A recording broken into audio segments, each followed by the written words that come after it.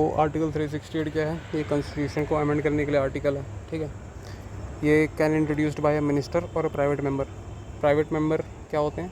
Private member वो होते हैं जो मिनिस्टर नहीं होते, ठीक है। मिनिस्टर क्या होते हैं? ये पब्लिक मेंबर होते हैं, सारे के सारे मिनिस्टर्स, ठीक। आर्टिकल 368 पहले भी पढ़ा था हमने कि absolute majority plus special majority के थ्रू होता है। एब्सोल्यूट मेजॉरिटी यानी कि जितनी भी वैकेंसी, जितने भी सीट हैं, जैसे 543 लोकसभा में है तो उसकी 50% एब्सोल्यूट मेजॉरिटी होता है, और special majority 2/3 of the present in voting. इन दोनों के कॉम्बिनेशन के थ्रू ही आर्टिकल 368 को आप इन्वोक कर सकते हो और कॉन्स्टिट्यूशन को अमेंड कर सकते हो, ठीक। आर्टिकल 368 के थ्रू जो भी कॉन्स्टिट्यूशनल अमेंडमेंट बिल्स आते हैं उसमें जॉइंट सिटिंग का कोई भी प्रोविज़न नहीं है, ठीक है। ईच हाउस को सेपरेटली बिल पास करना पड़ता है, फिर उसके बाद प्रेसिडेंट का असेंट मिलता है, फिर उसके बाद प्रेसिडेंट को है कि मस्ट गिव असेंट, यानी कि 24th कॉन्स्टिट्यूशन अमेंडमेंट आया था 1971 में, जिसमें कि था कि once passed by both the houses, यानी कि एक बार दोनों हाउसेस ने बिल को पास कर दिया तो प्रेसिडेंट को असेंट देना ही देना है, ठीक। ये दो टाइप्स ऑफ अमेंडमेंट्स को कवर करता है, covers two type of amendments, special majority plus half of the states, यानी कि इसके अंदर इसके थ्रू आप दो टाइप के अमेंडमेंट कर सकते हो। एक जो स्पेशल मेजॉरिटी के थ्रू होता है, ये वाले के थ्रू, यानी कॉन्स्टिट्यूशन को अमेंड कर सकते हो। दूसरा जो है special majority plus ratification of half of the states, यानी कि अगर आप किसी फेडरल प्रोविजन को चेंज कर रहे हो तो आप उसमें ये वाला यूज़ करोगे, plus half of the states वाला। यानी जैसे GST वाला है, अगर GST में कोई चेंजेस करने हैं तो स्पेशल मेजॉरिटी के थ्रू पास तो होगा ही होगा, प्लस आधे स्टेट्स को रेटिफाई भी करना पड़ेगा, आधे स्टेट्स के लेजिस्लेचर्स को बिल रेटिफाई करना पड़ेगा कि हाँ हम भी मान रहे हैं। फिर सेंटर स्टेट रिलेशंस, आर्टिकल 368 में इतना ही था। सेंटर स्टेट रिलेशन ये पार्ट 11 में दिया हुआ है, आर्टिकल 245 से 255 तक। इसके 4 एस्पेक्ट हैं। पहला टेरिटोरियल एक्सटेंट, ठीक है। दूसरा डिस्ट्रीब्यूटिव एंड लेजिस्लेटिव सब्जेक्ट्स। तीसरा पार्लियामेंट्री लेजिस्लेशंस इन स्टेट फील्ड, ठीक है। चौथा centres control over legislative legislations, centres control over state legislations. तो एक एक करके देखते हैं। पहला टेरिटरी में, तो parliament can make law for any part of India, ये तो सब पता ही है, ठीक। स्टेट जो है वो सिर्फ स्टेट के अंदर के लिए लॉ पास कर सकता है। 3 टाइप के लिस्ट होते हैं, यूनियन, सेंटर और कंकरेंट। 7 शेड्यूल में दिया हुआ है ये। तो अभी 98 है यूनियन लिस्ट में, अभी 59 है स्टेट लिस्ट में, और कंकरेंट में 52 है। ओरिजिनली 97 हुआ करता था, फिर 66 हुआ करता था, और 42 हुआ करता था। किसमें? 97 यूनियन में, 66 स्टेट में, 42 कंकरेंट में, ठीक है। तो कौन सा तो अमेंडमेंट हुआ था जिससे 5 जो चीज़ें थे स्टेट लिस्ट के उसको ट्रांसफ़र कर दिया गया था कंकरेंट लिस्ट में, ठीक। नीचे शायद लिखा होगा तो देख लेंगे। लॉ का प्रेसिडेंस क्या है? यानी कि यूनियन लिस्ट के थ्रू जो लॉ बना है वो सबसे ज़्यादा, उसकी वैल्यू सबसे ज़्यादा है, फिर उसके बाद कंकरेंट की, फिर उसके बाद स्टेट की। यानी कि अगर स्टेट ने स्टेट लिस्ट के थ्रू कोई लॉ बनाया है और उसी से रिलेटेड लॉ यूनियन लिस्ट के थ्रू एग्जिस्ट करता है, तो यूनियन लिस्ट के थ्रू बने हुए लॉ को प्रेफरेंस दिया जाएगा, ठीक। फिर laws of parliament are not applicable in the following areas. तो अंडमान निकोबार, लक्षद्वीप, दादर नागर हवेली, दमन दीव और लद्दाख, ठीक। यहाँ पे सिर्फ प्रेसिडेंट लॉ बना सकता है, पार्लियामेंट के लॉज यहाँ पे इनफेक्टिव होते हैं, ठीक। फिर governor can direct any act, मतलब गवर्नर पार्लियामेंट के बनाए हुए किसी भी एक्ट को बोल सकता है कि नॉट एप्लीकेबल है शेड्यूल एरियाज़ में, या फिर उन्हें मॉडिफिकेशंस के बाद अप्लाई कर सकता है, ठीक। फिर same for governor of Assam को भी सेम पावर है, ठीक। President have the same power for tribal areas in Mizoram, Tripura and Meghalaya. So in addition, इन स्टेट्स के एडिशन के अलावा जहाँ पे सिर्फ प्रेसिडेंट वो बनाता है, लॉ बनाता है, उसके बाद एक्स्ट्रा पावर है मिज़ोरम, त्रिपुरा और मेघालय को लेके, जहाँ पे वो पार्लियामेंट के बनाए हुए लॉ को बोल सकता है कि नॉट एप्लीकेबल है, ठीक, या फिर उन्हें मॉडिफिकेशंस के साथ अप्लाई कर सकता है। फिर लेजिस्लेटिव सब्जेक्ट्स, इसमें list as discussed, legislative subject में लिस्ट आते हैं जो पहले डिस्कस कर लिया, ठीक। फिर in case of conflict between central law and state law, center का लॉ प्रिवेल करेगा, जैसे कि बात हो गई थी, ठीक। एक्सेप्शन क्या है? If state law has been reserved और फॉर कंसिडरेशन ऑफ प्रेसिडेंट और हैज़ रिसीव्ड इट्स असेंट, यानी कि अगर स्टेट का कोई लॉ है जिसे प्रेसिडेंट ने रिज़र्व किया है कंसिडरेशन के लिए, या फिर जिसे रिज़र्व किया गया है प्रेसिडेंट के कंसिडरेशन के लिए, और उस लॉ को प्रेसिडेंट ने अपनी अनुमति दे दी है, तो सिर्फ उस केस में स्टेट का लॉ प्रिवेल करेगा सेंटर के लॉ के ऊपर, ठीक। यस, तो 42nd कॉन्स्टिट्यूशनल अमेंडमेंट के थ्रू जो 5 सब्जेक्ट थे स्टेट लिस्ट के, उसको ट्रांसफ़र किया गया था कंकरेंट लिस्ट में। कौन कौन से थे? Education and forest, weights and measures, ये सबसे इंपॉर्टेंट है, वेट्स एंड मेजर्स। और तीसरा है protection of wild animals and birds, चौथा है। और पांचवा है administration of courts except supreme court and high court. ये पांचों चीज़ें स्टेट लिस्ट से उठा के कंकरेंट लिस्ट में डाल दी गई थी, ठीक है। फिर 101 कॉन्स्टिट्यूशनल अमेंडमेंट होता है, जिससे GST वाला है, तो उसी के थ्रू हुआ था, special majority plus 50% ratification of 50% of state legislature, ठीक है। फिर GST में प्रोविज़न था कि इंटरस्टेट ट्रेड के लिए लॉ बनाने की पावर सिर्फ पार्लियामेंट के पास है, ठीक है। Parliament can make loss in the state list, तीसरा, ठीक। When Rajya Sabha passes A resolution in national interest, ठीक है। तो ये है कि पार्लियामेंट कब स्टेट लिस्ट के सब्जेक्ट्स पे लॉ बना सकता है, तो जब राज्यसभा एक रेजोल्यूशन पास करती है नेशनल इंटरेस्ट में। ये किस में दिया हुआ है? आर्टिकल 249 में, ठीक है। Resolution must be supported by 2/3 of the members present in voting, यानी स्पेशल मेजॉरिटी, ठीक। रिमेन्स इन फोर्स, मतलब 1 साल तक वो इफेक्ट में रहेगा, फिर उसे इनडेफिनेटली, मतलब जितने बार चाहे उतने बार रिन्यू कर सकते हैं। लेकिन एक बार जब 1 ईयर का पीरियड ख़त्म हुआ तो उसे रिन्यू करने के लिए सिर्फ 6 महीने का टाइम है, ठीक। उसके बाद वो इनफेक्टिव हो जाएगा, यानी एक्सपायर हो जाएगा। नेशनल इमरजेंसी के दौरान आर्टिकल 352, इसमें parliament can make loss for state during national emergency, ठीक है। ये भी 6 महीने के अंदर लैप्स हो जाता है, आफ्टर इमरजेंसी ख़त्म होने के 6 महीने के अंदर लैप्स हो जाता है। फिर 2 और मोर, इसमें एक बार देख लेना, इसमें भी शायद रिन्यू का प्रावधान है, इसे भी शायद इंडेफिनेटली रिन्यू किया जा सकता है, ठीक है। 2 और मोर लेजिस्लेचर्स पास ए रेजोल्यूशन, यानी कि 2 और 2 से ज़्यादा स्टेट लेजिस्लेचर अगर रेजोल्यूशन पास करते हैं, वो दिया हुआ है आर्टिकल 252 में, ठीक। जब 2 या 2 से ज़्यादा स्टेट्स रेजोल्यूशन पास करते हैं, सेंटर से रिक्वेस्ट करते हैं कि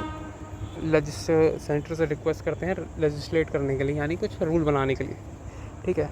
law applies only to those states, यानी जब इस केस में जब कोई पार्लियामेंट लॉ बनाता है तो उन्हीं दोनों स्टेट्स के ऊपर अप्लाई हो गई है।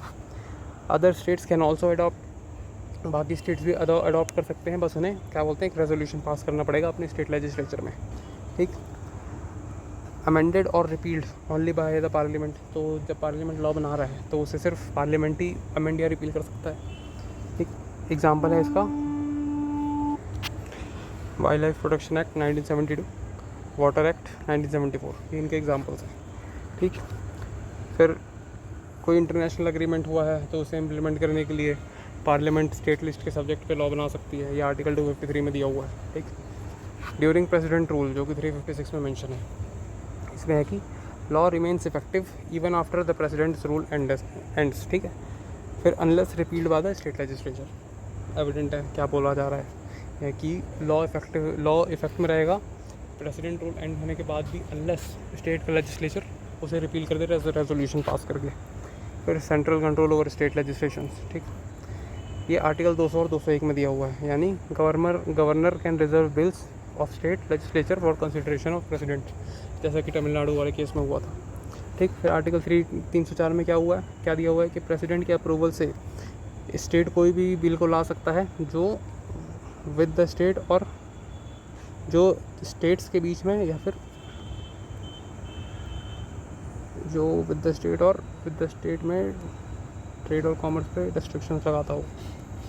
ये थोड़ा गलत लिख दिया मैं, विद द स्टेट और विद इन द स्टेट, हाँ विद इन द स्टेट था, ठीक है। तो प्रेसिडेंट के अप्रूवल से स्टेट कोई भी बिल ला सकता है जो कि क्या बोलते हैं, ट्रेड एंड कॉमर्स पे रेस्ट्रिक्शन लगाता हो विद इन द स्टेट या फिर विद द स्टेट। इंटर मतलब ट्रेड एंड कॉमर्स, यानी कोई भी 2 स्टेट्स एक दूसरे से ट्रेड कर रहे हैं तो उस पर रेस्ट्रिक्शंस लगाना है तो प्रेसिडेंट के अप्रूवल से ही लगा सकता है वो, या फिर विद इन द स्टेट में भी सेम प्रोविज़न है। फिर article 360, centre can direct states to reserve money bills और any kind of financial bills passed by the state during financial emergency, ठीक है, फॉर प्रेसिडेंट्स कंसिडरेशन। ये पार्लियामेंट के पास आके है। फिर एडमिनिस्ट्रेटिव रिलेशंस क्या हैं, तो सेंटर्स कंट्रोल, ठीक है। आर्टिकल 256 में दिया हुआ है कि state executive power must comply with parliament loss. पता है क्या, एविडेंट है क्या लिखा हुआ है, 257 centre can give directions to state regarding communication, railway protection and scheduled tribe welfare. इन सब चीज़ों में सेंटर डायरेक्शन दे सकता है स्टेट को। आर्टिकल 365 प्रेसिडेंट रूल, ठीक, one state fail to comply with center. 356 दूसरा है। 365 में ये लिखा हुआ है कि जब स्टेट्स क्या बोलते हैं सेंटर के साथ कंप्लाई करने में फेल हो जाते हैं तो वहाँ प्रेसिडेंट रूल लाया जा सकता है। फिर mutual cooperation, article 312 all India services, इसमें है कि क्रिएटेड बाय राज्यसभा, सिर्फ राज्यसभा के रेजोल्यूशन से पास होता है और क्रिएट होता है all India services. Jointly controlled by central and state, ये इसमें जॉइंट कंट्रोल होता है सेंट्रल और स्टेट का।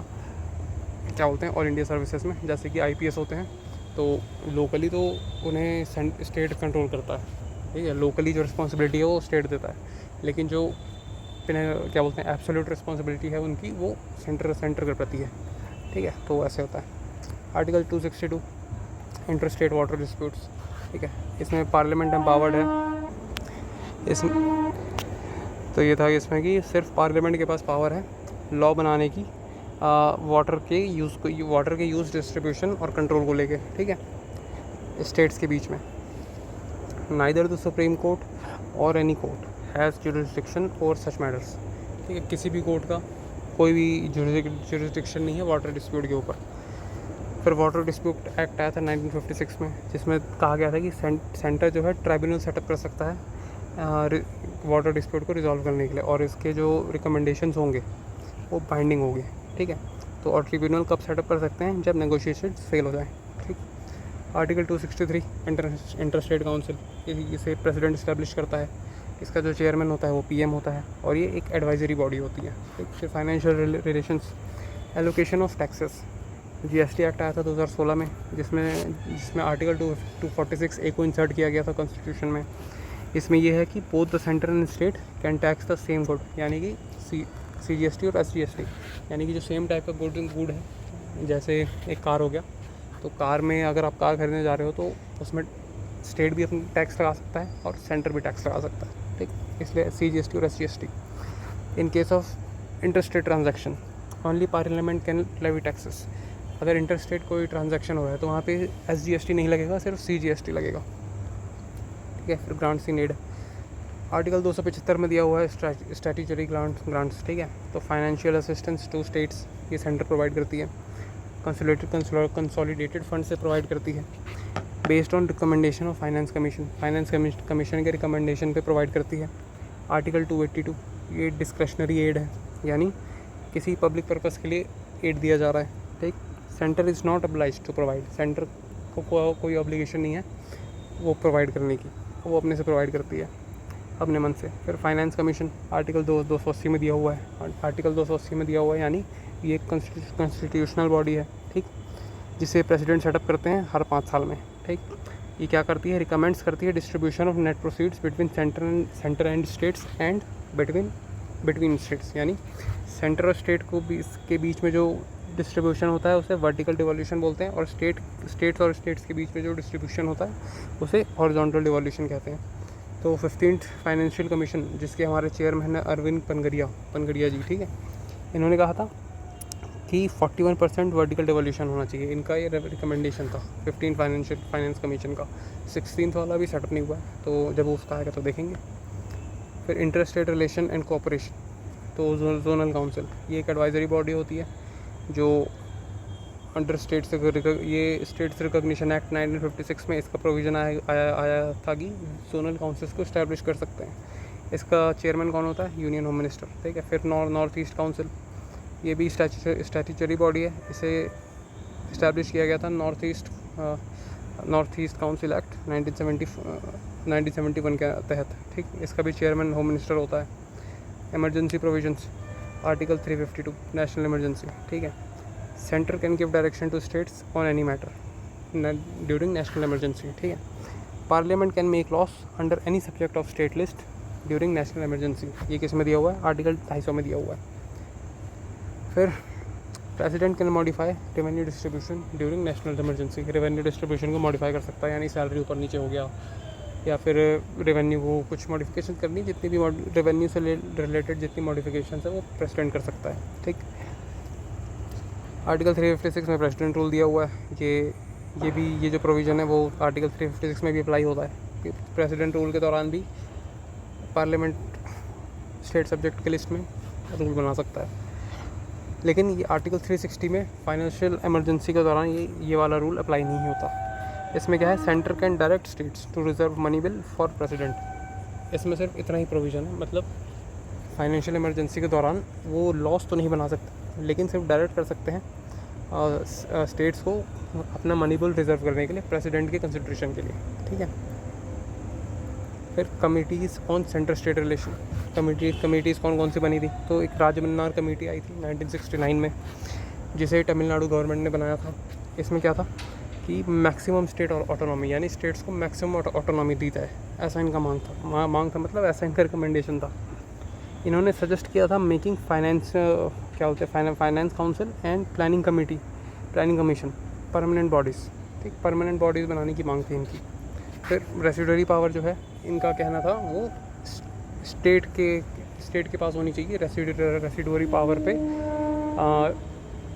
मतलब रेसिडुअरी लिस्ट में कुछ चेंजेस करने की जो पावर है वो स्टेट्स के साथ होनी चाहिए, ना कि सेंटर के पास। ठीक, फिर सकारिया कमीशन आई थी 1953 में।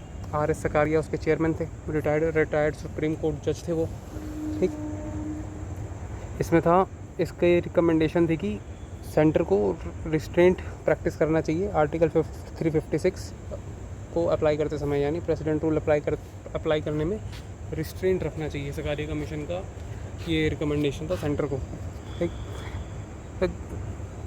गवर्नर, एक और रिकमेंडेशन था कि जो गवर्नर जो है वो एक इम्पार्शियल पर्सन होना चाहिए, जो कि उस स्टेट का नहीं होना चाहिए, स्टेट से बाहर का कोई आदमी होना चाहिए। ठीक, फिर इनका एक और रिकमेंडेशन था कि इंटरस्टेट काउंसिल को थोड़ा स्ट्रेंथन करना है, ये था। ठीक, फिर पुंची कमीशन था 2007। इसके चेयरमैन थे MM पुंची, जस्टिस MM पुंची, ये भी एक रिटायर्ड सुप्रीम कोर्ट जज थे। इसमें था कि गवर्नर्स का टेन्योर फिक्स्ड होना चाहिए, जैसा कि अभी होता है 5 साल होता है। ठीक, मॉडिफाइड आर्टिकल 355, इनका रिकमेंडेशन था कि आर्टिकल 355 को मॉडिफाई करो, जो कहता है protect states against external aggression and internal disturbance. ठीक, इसमें यह था कि सेंटर जो है वो बिना स्टेट के कंसेंट के फोर्स डिप्लॉय कर सकती है आर्टिकल 355 के अंडर। फिर clear mechanism for appointment and removal of जजेस, ये भी पुंची कमीशन के रिपोर्ट में रिकमेंडेशन था। तो इतना ही था।